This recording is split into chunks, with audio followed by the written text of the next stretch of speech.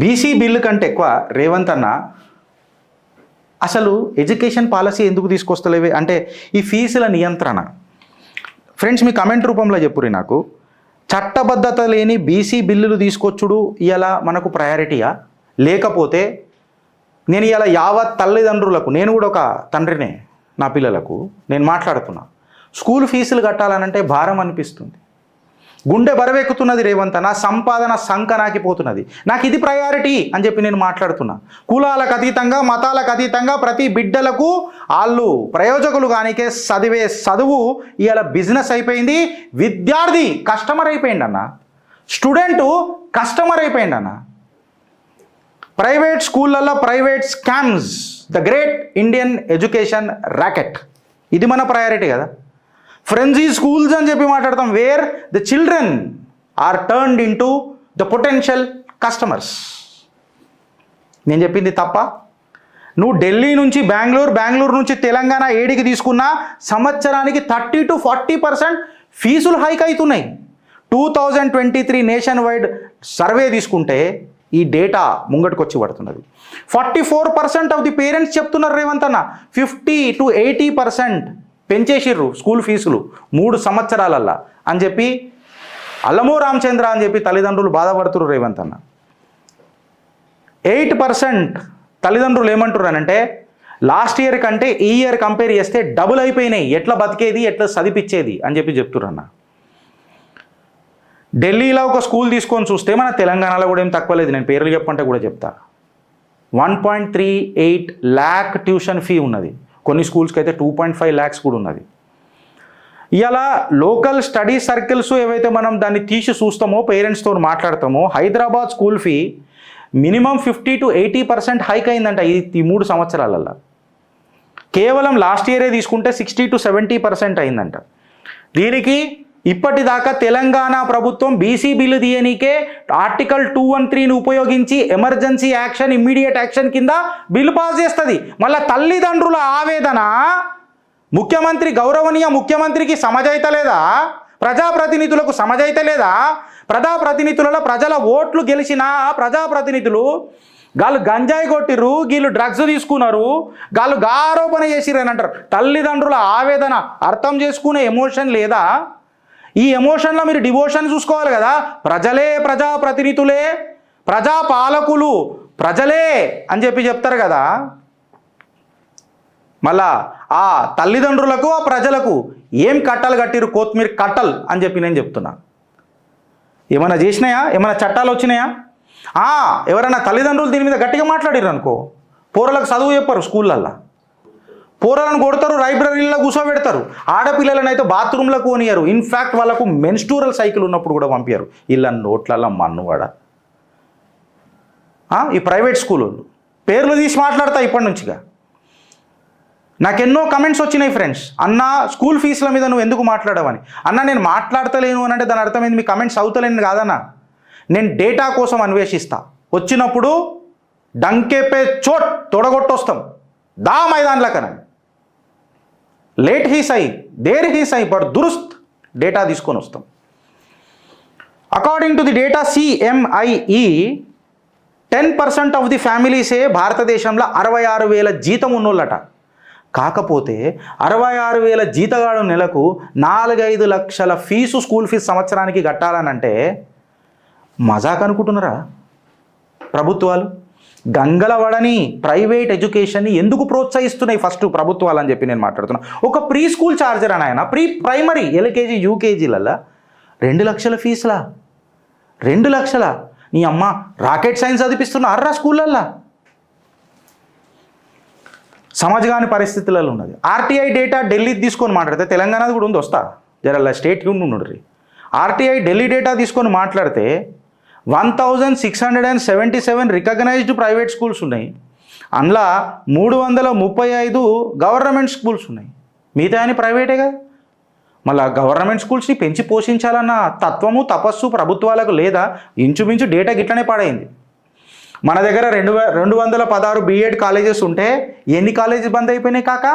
Data తీసి మాట్లాడమని ముఖ్యమంత్రి వర్యులని ఆ ప్రజెంటేషన్ డియు.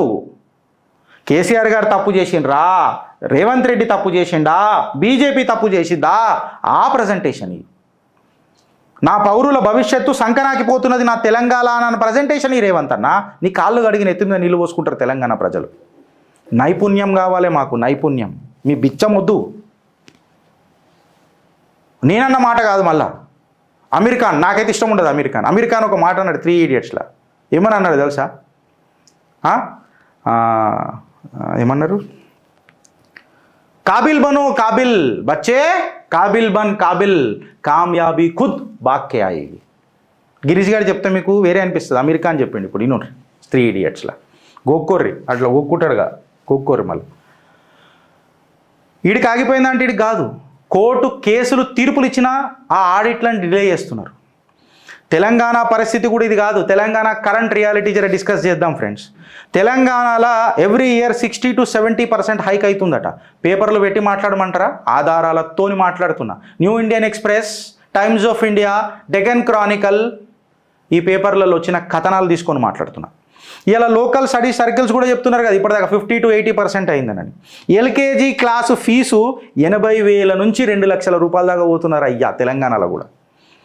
హయాత్ నగర్లో తల్లిదండ్రులు అందరూ ప్రొటెస్ట్ చేసిర్రు. 30 to 50% హైక్ ఏంది అని చెప్పి ప్రొటెస్ట్ చేసిర్రు, రోడ్ బ్లాక్ చేసిర్రు. రెగ్యులేటరీ యాక్షన్ ప్రభుత్వాలు తీసుకుంటాయా అని చెప్పి మాట్లాడుతున్నారు. మొన్న ఒక నాయకుడు ఏదో చెప్పిండు, నేను 8వ తరగతి విద్యార్థితో నేను దోస్త్ చేసిన. దోస్త్ తరగతి కాదు, ఈడ ప్రజల పురోగతి ఏంది అని అనేది కావాలా, తల్లిదండ్రుల గతి ఏంది అని అనేది ఆలోచించాలా. పొలిటికల్ స్టేట్మెంట్స్ కావు, కాంక్రీట్ యాక్షన్స్ అడుగుతున్నారు ఇలా తెలంగాణ ప్రజలు, తెలుగు రాష్ట్ర ప్రజలు. Telugu recognised school management association అంట, Telangana recognised school management association TRSMA. వాళ్ళు ఏమంటారనంటే 15% యాన్యువల్ హైక్స్ కావాలట స్కూళ్ళల్లో. తెలంగాణ రికగ్నైజ్డ్ స్కూల్ మేనేజ్మెంట్ ఏమంటారు తెలుసా? 15% హైక్ కావాలట. మళ్ళీ టీచర్లు సుఖమైన వాళ్ళు పెట్టిర్రా? టీచర్లు B.Ed కాలేజీలను పెట్టిర్రా? ఇక్కడ కూడా ఒక మంత్రివర్యులు మాట్లాడినరు, ప్రభుత్వ స్కూళ్ళల్లో టీచర్లు ఆ కాలేజీలకి వస్తారు వీళ్ళకి. మళ్ళా టికెట్లు ఇచ్చేటప్పుడు ప్రైవేట్ స్కూళ్ళకి ఎందుకు ఇచ్చిర్రు, ప్రభుత్వ టీచర్కి ఎందుకు ఇయ్యలే అని చెప్పి మాట్లాడితే ఎవరు మాట్లాడరు. అక్కడ సబ్జెక్ట్ ఉండదు, అక్కడ మాట్లాడలేరు. 8వ తరగతి తోలతోని మనము దోస్తులు చేస్తాం. ఈ ప్రైవేట్ స్కూళ్ళ ఫీజు నియంత్రణకు గవర్నమెంట్ ఏమైనా చేస్తుందనంటే ఏం చేస్తలేం.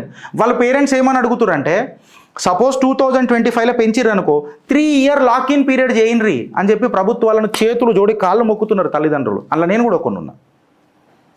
3 సంవత్సరాలన్నా పెంచుర్రా భయ్, కాకపోతే 3 సంవత్సరాలు లాక్-ఇన్ పీరియడ్ చేయండి. అక్కడ సంవత్సరం పెంచి పడుతున్నాడు. ఎట్లా?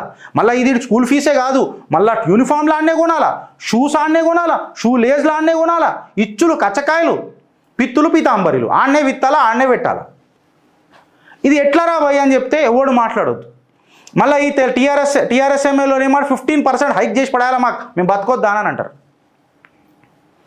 It's a non profit business కదా ఎడ్యుకేషన్ అనేది. And why it has become a lucrative business for the society today? చెప్పురి. ప్రభుత్వమే, ఎందుకంటే పొలిటీషియన్ల అండదండలతోనే స్కూళ్ళు నడుస్తాయి కదా, పాలిటీషియన్లే స్కూళ్ళు నడుపుతున్నారు కదా. ప్రభుత్వ పాఠశాలల కంప్లీట్గా ఈ ఎమ్మెల్యే MLC పిల్లలు ఎవరైతే ఉంటారో, మళ్ళీ రేవంత్ అన్న రోజున అన్నాడు కదా, ప్రభుత్వ ప్రతినిధుల పిల్లలు ప్రభుత్వ పాఠశాలలో వాళ్ళే చదవాలని. జరగదు అది జరగదు. ఎందుకు చెప్పాలా ఫ్రెండ్స్, ఎందుకు చెప్పాలా? నేనైనా ఎవరైనా ఇప్పుడు ప్రజాప్రతినిధుల పిల్లలు గవర్నమెంట్ స్కూళ్ళలో చదివిరు అనుకో, వాళ్ళకి అది వశపట్టదు. ఎందుకు చెప్పాలా? పెద్ద స్కూల్కి పంపుతారు, తోప్ స్కూల్కి. ఎందుకంటే అక్కడ కూడా రిచ్ కిడ్స్ ఉంటారు. రిచ్ కిడ్స్తో దోస్తీ చేస్తారు. ఈ రిచ్ కిడ్స్తో దోస్తీ చేస్తే రిచ్నెస్ అనేది బ్రెయిన్లోకి వస్తుంది. రేపు ఏమైనా బిజినెస్ పెట్టుబడి పెట్టాలంటే ఇట్లా పెట్టుకుంటారు. సర్కిల్ ఆల్రెడీ ఫార్మ్ అయి ఉంటుంది. The next generation business cycle స్కూల్స్లలో ఫార్మ్ అవుతుంది. ఆ ఇత్తనాలు రాజకీయ నాయకులే వేస్తారు, దానికి నీళ్లు పోసి అసెంబ్లీలో పెంచుతారు. ఇవాళ పాలసీ అజెండా ఏం మాట్లాడుతున్నారు తల్లిదండ్రులు అని అంటే చిన్నదే, పెద్ద ఏం కాదు. యాన్యువల్ ఫీజ్ హైక్ ఏదైతే ఉంటుందో అది మినిమం 10%కి, మ్యాక్సిమం 10%కి చేయండి అని అంటున్నారు. మ్యాండేటరీ ఆడిట్ చేయమని అంటున్నారు. ఈ ఫీ ఇష్టం వచ్చినట్టు చేస్తే స్టేట్యూటరీ లాక్-ఇన్ పీరియడ్ 3 yearsకి పెట్టమని అంటున్నారు. ఇది కదా వాళ్ళు అడిగింది తల్లిదండ్రులు, ఇంకేమన్నా అడిగినరా? ఎకనామిక్ వీకర్ సెక్షన్స్కి సీట్స్ ఇస్తారు కదా ఫ్రెండ్స్, అందులో కూడా అవకతవకలు జరుగుతున్నాయి.